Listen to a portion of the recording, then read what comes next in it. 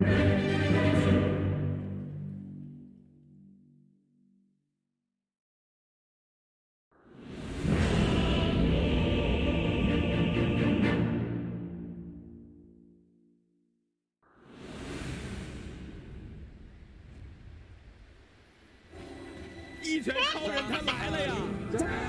can I do with Strange manner of conduct. Prepare for battle. Thank you very much, Shiva. Yes, we're ready here in Singapore for Game 2 of Evil Geniuses versus Thunder Awaken. Fogged, what do you sort of read from this draft change-up that we're getting now in this second game? Do you think EG's going to have a bit of a better shot? Or is this, again, one of those situations where at a certain point it could become a little too much for them to deal with? There's a very action-packed Game 1 and a little too action-packed for EG to cope with. I mean, it's morphling has been a problem a lot of times in this tournament, so it could be one of those games. He does have these matchups, you know, he can turn into the Razor, he can turn into Pango, turn into SF. He does have a lot of really good things that he can do as this morph. Could be a bit scary if it gets to those later stages. EG, I think they want to, you know, do what they've been doing most of the time. Set that pace, set that tempo, get a good early advantage, because their draft, it's very strong around some good early timings. They can fight constantly, not really too cooldown reliant, strong lanes. So let's see how Thunder comes out of these lanes this time, because I do think this time it should be a little bit more difficult. Yeah, and of course, you know, Thunder's approach with the draft, the way they close it up, something that they're very flexible with, of course. Dark Margo on the tiny core support. It's going to be fantastic from Thunder Awaken. They'll do it very, very well in both positions, and allows them to end the draft with a Lion. Not something that a lot of other teams will do, but definitely gives that extra bit of threat, that instant catch, instant hex, that for heroes like that, the Pango and the SF could catch them by surprise. And once again, not the biggest amount of sort of defensive capabilities that EG's heroes can offer if they get jumped. Yeah, not until later on, until when they have like the Marcy Shard, if he perhaps wants to go for something like that, to go for some type of saves. Yeah, absolutely. So we'll see. I'm really curious how to see this line is going to work. I do like seeing it come up more, especially when you're playing into something like Marcy. Having double disables when you have just a damage dealer as well too is just always a pain. See what Matthew's going to be able to do with Sacred. Let's see how do they actually pair these lanes. Do they actually put Fly with the SF and the Marcy with the Razor? Because that's more than likely what we'd imagine. The battle begins. Let's have a look. I mean, we saw, of course, start of last game, I think pretty much up to the 20-minute mark. It's kept very, very close between both teams. When you look at the lane setups this time round, do you think we're going to see a similar story, or is there the potential for someone to get heavily harassed out of the lane early on? I'm just not sure how this top lane, it's just the Lion has to be really careful to not get caught at level 2 pretty much from the clockwork, because then he just dies immediately. Besides that, I think Thunder should be okay. We'll see how they do bottom. Sometimes this can be a little volatile because Marcy just does so much in laning phase. Even though Morph has ways to break Link, you can pull him back in and stuff like that. So we'll see how that first few waves goes, at least for Pakaz. And what about this mid lane matchup? Dark Margo Tiny against Starbed's Pango. What do you expect out of this? Margo should do just fine. Abed should be able to get some decent farm, but I think Margo should come out ahead. He's just so comfortable in these matchups. Talking about comfortable, you know, Pakaz this game, Morphling. I mean, we saw how well he was able to play on the Bloodseeker in terms of just being able to know perfectly the hero's limits. And if you want to play a hero that you can really push to its full potential and play around those sort of risky situations, Morphling, this is sort of the next step from the Bloodseeker, right? You know, you've got to be prepared to see Pakaz juggling around his HP, his agility to a perfect balance. Yeah, it really is exactly that, right? Those are the two highest volatility heroes when you're just trying to push the limits this top. So they're set up for the kill here. Fly with the chase down. Fairy Fire's there from Matthew, but a few more hits of the Battery Assault will get the job done for EG. First blood for Fly.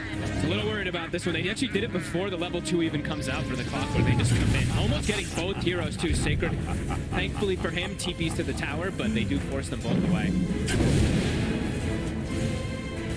I imagine this time round on the bottom lane, unlikely that we sort of see Nightfall in a dangerous position as he was in the early laning stage in game 1. Is this really a lane where Thunder Awaken can look for kills early, or is it pretty safe for EG? He should be pretty safe. He just has to be a little bit careful how much he trades when he does have like the Link building up, how much the Lich has, how much distance the Lich has to get like multiple nukes off.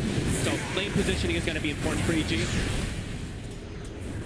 EG can see themselves very much primed and ready to try to get a kill out of this lane themselves.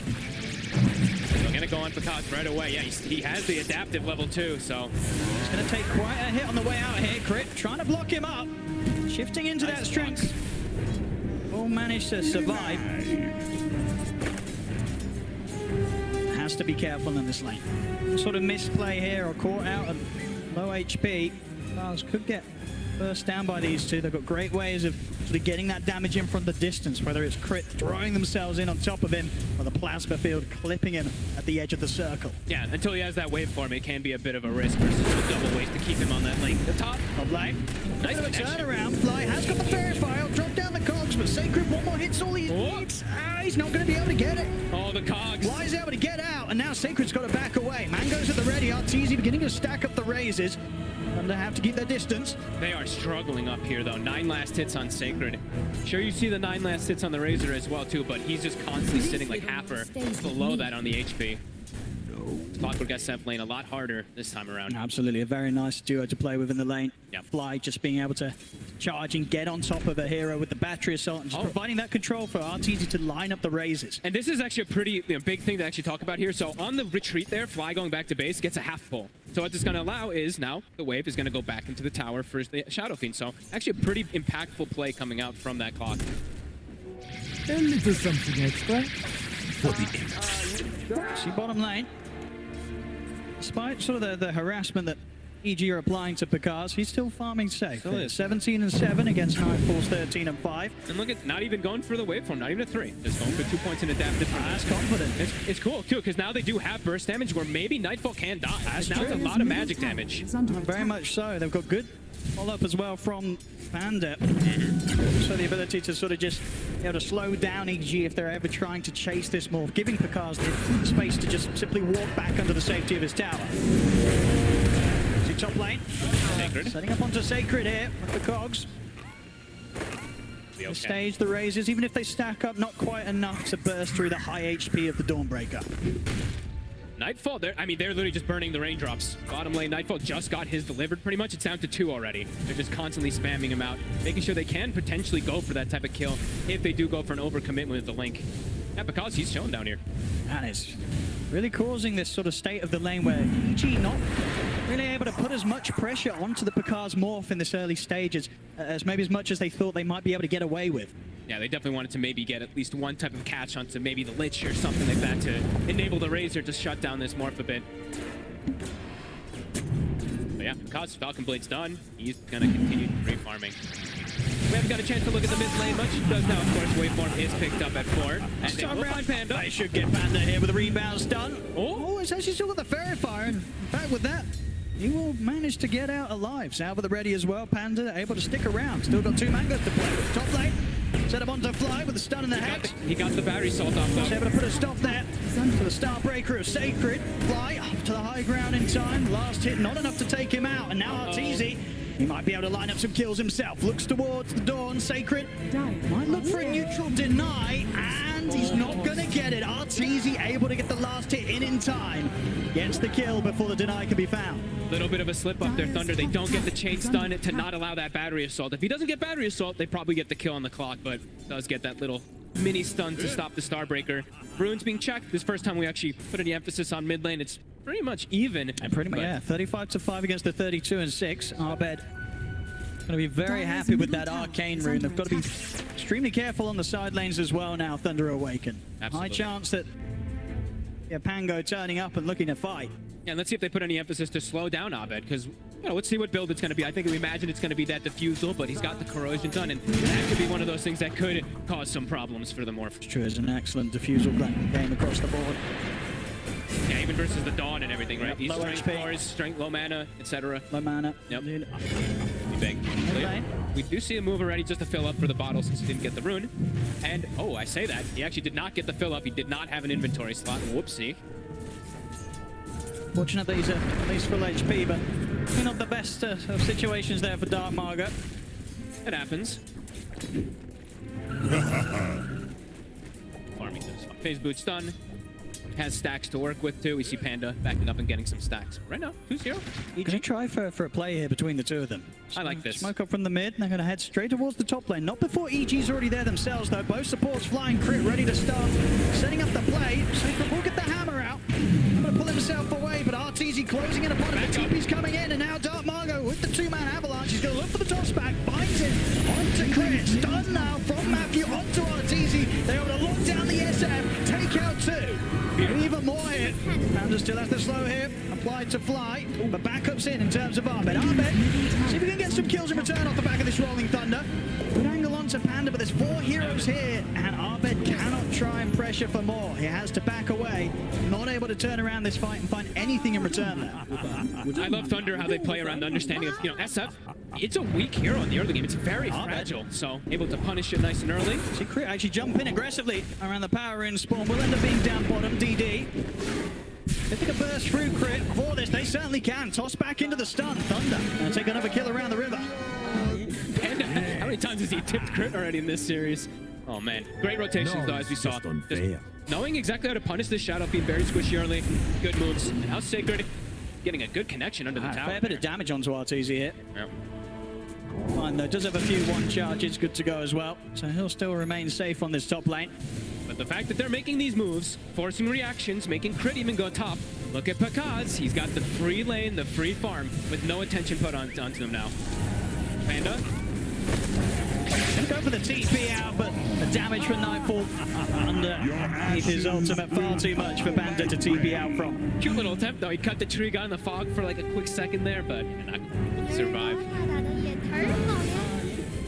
3-3. EG with a slight gold lead overall. 9 minutes in. Preparations are being made here in the triangle. The Thunder Awaken stacks will begin. Yeah, they're going to work on those now. It looks like perhaps Smago. Nicely enabled from these stacks, honestly. The phase boost this early done with the blink's going to be done probably within the next like 3-4 minutes too. That's going to apply tons of pressure. These squishy heroes, and look at all of the heroes on the side of EG. The 3 cores, all Agi cores. So strength gain kind of minimal. So could definitely see Dark Mago have a pretty explosive game. Absolutely. In a few moments. And especially when you consider the lineup that he has around him, right? Everybody's got a fair bit of damage to throw into the combo. It feels like that's just the Thunder style, right? We saw last game, tons of nukes on every single hero. This time it's very similar. Not bad. He's going to step up.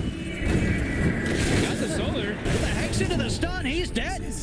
A quick catch there from Thunder as Arbed not prepared for that move at all, or maybe feeling the Crit would somehow be able to bail him out, but of course no options were there for Crit to be able to save Arbed. Thunder, they'll now step up for more. Fly stepped into the river. They'll pick up both kills. And at the same time, bottom lane, it's actually Pakaz that's draining Nightfall. And with the static link and the adaptive strike, Nightfall, he's so close to dying here. Not quite a minute. He's going to have plasma field in his deck, and the man is putting up the blast. Oh my god! It's not enough to kill him. He's still trying to push up, but the TPs are coming in. Pakaz, he gave it his best shot. Nearly gets it there, but he won't. EG able to punish him. I mean, what a play. He was going to go for that kill in every possible universe there could ever be. I mean, that's still so nice because of Nightfall. Like, he actually rebought his raindrop charges earlier, and that's actually the thing that allows him to live because of this overchase. Raindrop protects from that plasma field, all the little things. Pakaz tries to push the limit, gets punished. I'm sure he'll be telling his team Space Maid here. Oh, I mean, look, mid-tier 1 tower, only taking a fair bit of damage from Thunder Awaken. Yeah, he's like, Zeus, ult, please. Players here. Mago, though, as we saw, got that double kill. Probably the most important thing to talk about. That blink's going to be coming out super fast. And yeah, very fragile cores on the side of EG until they start getting some HP items. That really is the thing, how prepared will EG be to deal with this early blink dagger? Yeah, I mean, Nightfall's going to have to be the one to kind of stand as the frontliner as this Razor, as we've seen many times. But he's not having the best of games as this off-lane Razor.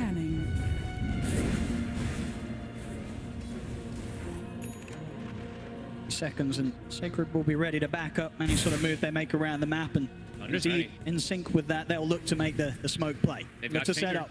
They've got more than enough burst for anybody. They've got all the ults. I mean, top lane, EG, smart move from them to get aggressive onto Sacred.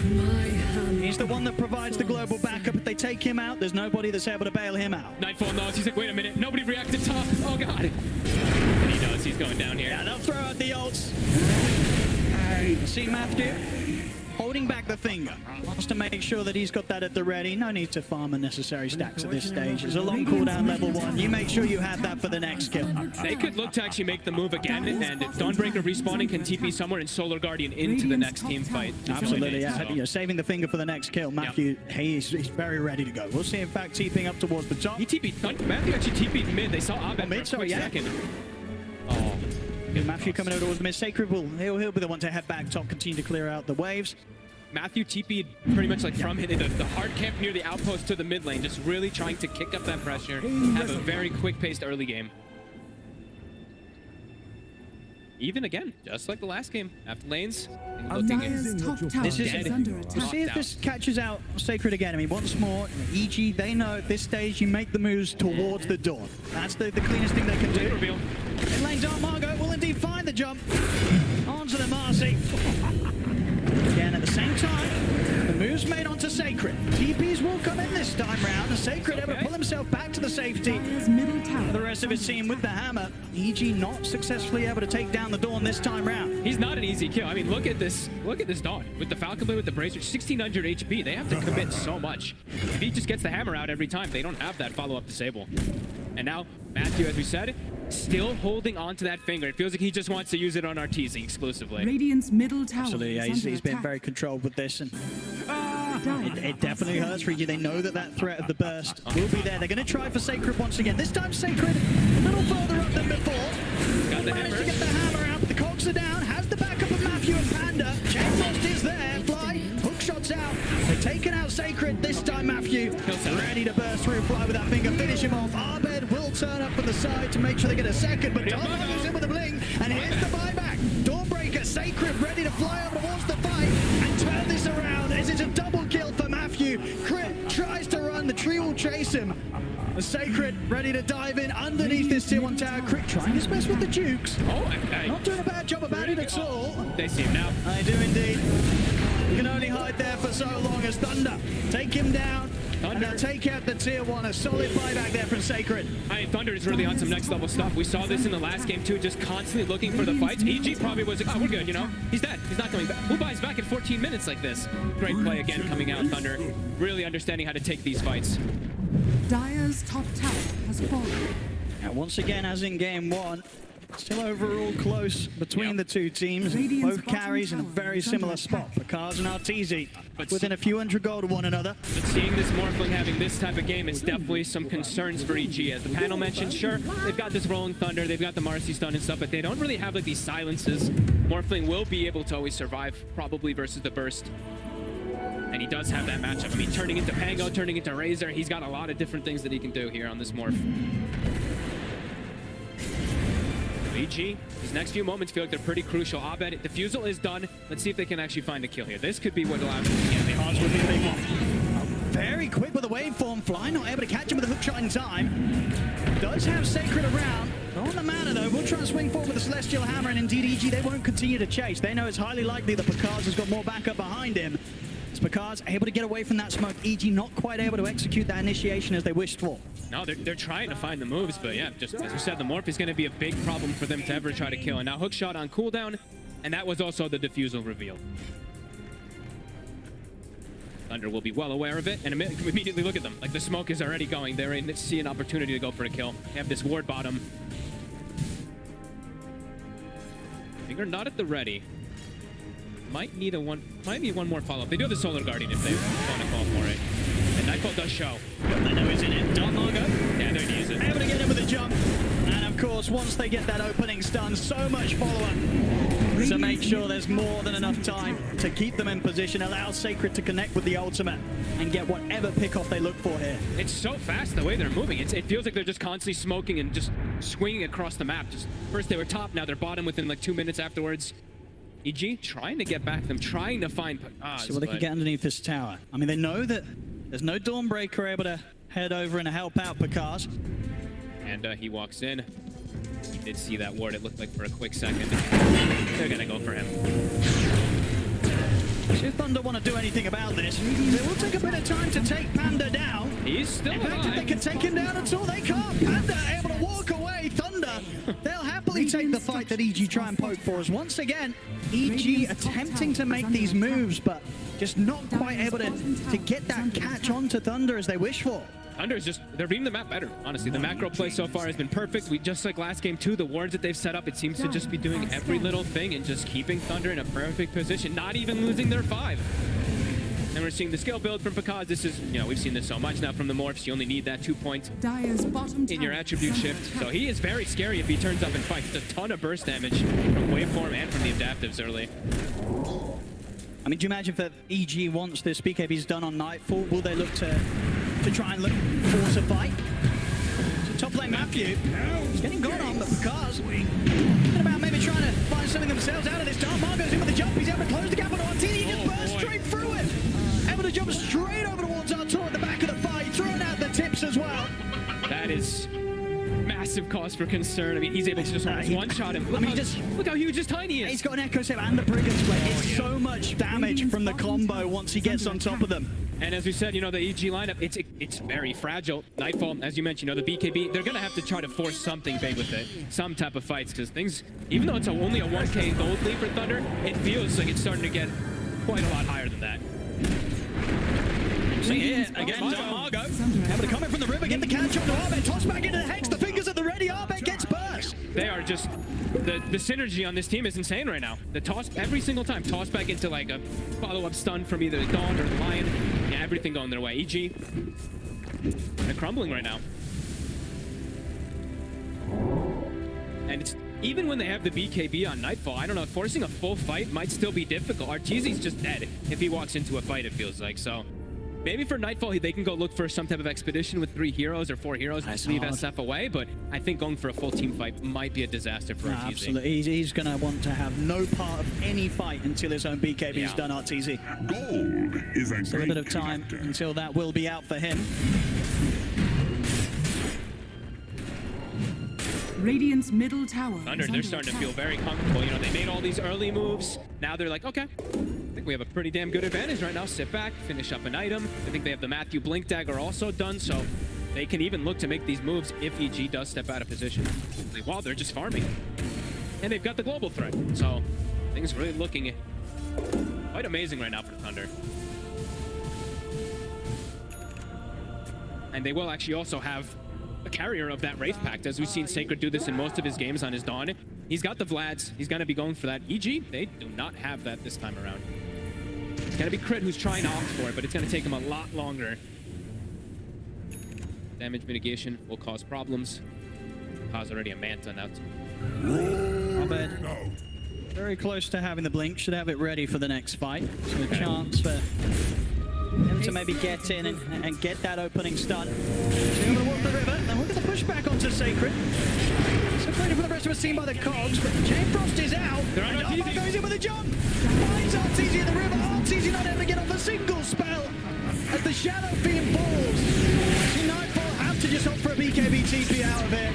Oh, and no fight to be had. This is around the Roshan Thunder. They can look for this. I mean, we were saying it, Arteezy, there's just no place for him around these points of the map. He cannot turn up like this. He needs the BKB. We've seen every single time.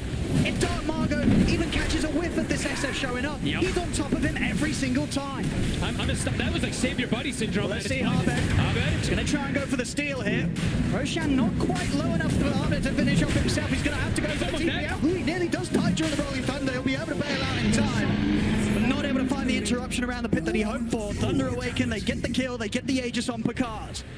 EG have to just, they have to get the SF BKB to have any type of chance. I'm still just astonished that he showed up there. As Nightfall on him, they're going for him. They made the jump, they needed the BKB here for Nightfall on cooldown. Finger at the ready. Nightfall, he's got the stick charges, the static links, but there's nowhere to run. Pakaz finishes him off with the adaptive strike. 18-8. It just feels like all over the place for the last 10 minutes. It's just been Thunder making every single move successfully. Dire's bottom tower is under attack. EG, yeah, BKB still not finished up. And look at Thunder, they're ready to go for more. The triangle hit, Crit. Tries to turn us down his ground with the ultimate. Able to get him with the stun for the rebound. Matthew able to line up the 2-man stun here. Return catches both supports out. 2 more dead on EG. There's Sacred just runs in. Frost Shield drops Wraith Pact. He's good to go. EG fully crumbling right now. Thunder just taking advantage of every single one of these moves. And still looking to play aggressive. Look at Mago chilling in the enemy jungle. Akaz on the bottom side. There's nowhere for EG to go. It's so difficult for EG in this sort of position. I mean, this is the thing as well. Even when the BKB's done for Arteezy, with the kind of lineup that Thunder have and the way that they play, you've got to be so ready to press it, right? There's so many ways to bait it out or indeed just catch him before he even gets a chance to react. Yeah, there's a very high chance he won't even get off. And even if he does get it off, now at this point, do they even have damage? Is their lineup actually going to be able to do anything with these BKBs? Or are they just going to use these BKBs to stall out a long inevitable death? There we go. The BKB is there for Arteezy, but the same to be said for Dark Margo. He's going to have even less fear if that's even possible. He's just in. He is. So the jump Nightfall immediately pops the BKB. They're just terrified of EG. There's the jump back in. He's able to find the Hex onto Arteezy. The step forward. A perfect jump there from Thunder. Causes the death of Artur behind the tier 2s. Once again, Thunder's favorite place to fight.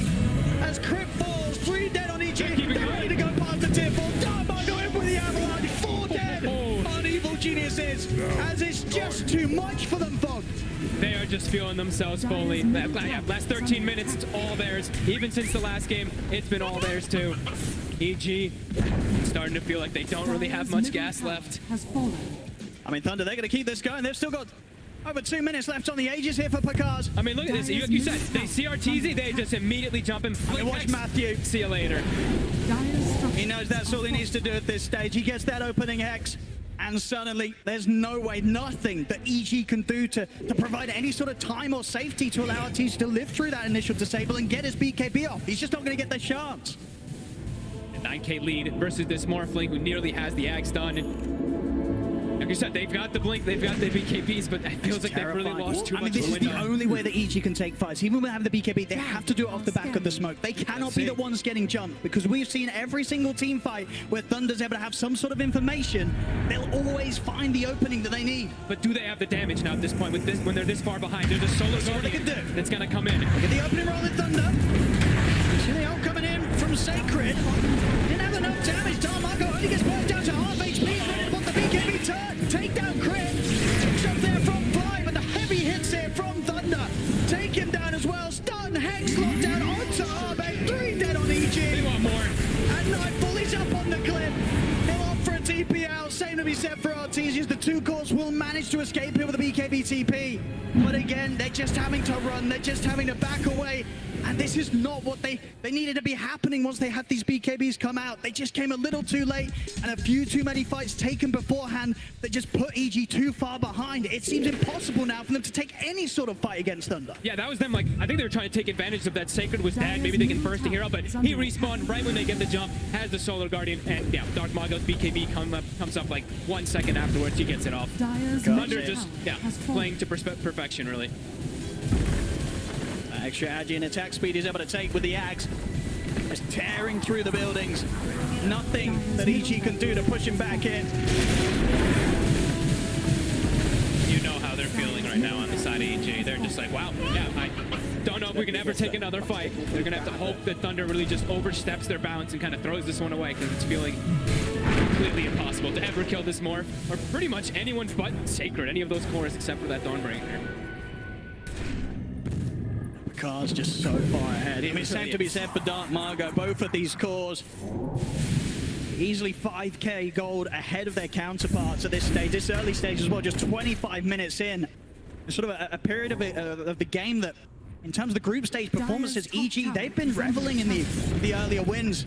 But Thunder very much showing that they have the ability to shut down EG so early. EG just can't get that footing, can't get that momentum that's enabled them to pop off as they have been in the group stage. And EG did get the first blood that they've been like looking for, I think. I know in this game, I don't remember the last one. What a Matthew hit him. He's gonna get the 2-man setup here. Next is going to follow on a 9-4. Sacred. Pretty beefy, and with the finger burst onto Fly. He's gonna get taken out. Ahmed does onto the side again. Nightfall and Arteezy, all they can do with their BKBs is BKB and TP out. They cannot fight them. No damage. Now they can't even kill Sacred at this point. They've gotten him in the first few of one of those fights, but yeah, he just drops the Wraith Pack. There's no damage.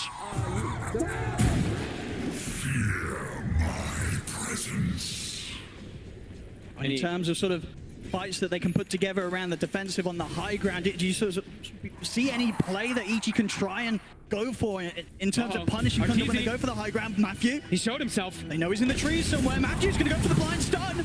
They're still just going to chase him. Jukes are there from Arteezy, but Matthew, he'll still be able to chase him out.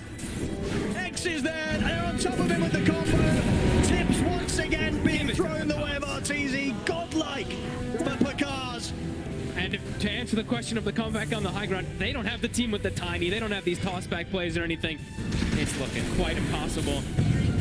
On to the next Rex. It's going to drop in seconds. Structures are fortified. 30 seconds without Arteezy. Is under attack. 30 to 9. Looks to matter too much considering the state of the last few fights we've had. He has the buyback back up. And they just have to watch, even with Arteezy. Ooh, quick link there. Arbev will be able to avoid the catch of Dark Margot this time round. The top racks, it's gone. They're just too far ahead now. No fights really, it feels like. EG said they gotta just hope the Thunder oversteps massively, even a couple times, because 1 or 2 times they won't do it. 3 throws or something, but yeah, Thunder. Phenomenal play. All game, it's just been relentless aggression. Thunder Awaken. They can look towards that bottom lane. Push forward towards that final tier 2 standing. Yeah, EG side of the map. They don't have to really go much of anywhere else now. I think the Scotty's about to be finished for Picaz as well too. He's 2-3 items ahead of his opponent, his counterpart. And all of EG. It feels like they haven't even hit a creep in these last, what, 5 minutes or something. Definitely feels like they're running out of fallback plans to be able to sort of rectify the state of this game. Arteezy can't even finish getting souls. He just has to sit in the tree lines with his team. Because even if he if he shows himself, he might just die immediately. Look at Matthew. Immediately whips himself. He's like, let's go. With the scan EG, so they know that Thunder Awaken's there, but really too much they can do with that info apart from continue to stay hidden in the tree line. Matthew knows he's in. He's in with the jump. Straight away there with the X. They pass through fly. Nightfall wants the BKB in time. Tries to get in with a static link, but Picard is there. Heads in with the wave for, takes out Nightfall immediately. Sacred committing in deep. Starbreakers to land onto Arteezy. Arteezy will pop the BKB. Ahmed's in with the stun. On top of the Dawnbreaker with the finger burst. The X is there. They lock down Arteezy. The SF will fall. Ahmed, the only one to get out. GG. As there it is. GG is called. Wow. Thunder Awaken. Turn up here in the third series of the playoffs here at the International Level to take down EG 2-0, knocking them down to the lower bracket. And this was a pretty severe knockdown. Oh, yeah. First game was close, very even through the majority of it. This one, Thunder came to play. They knew exactly.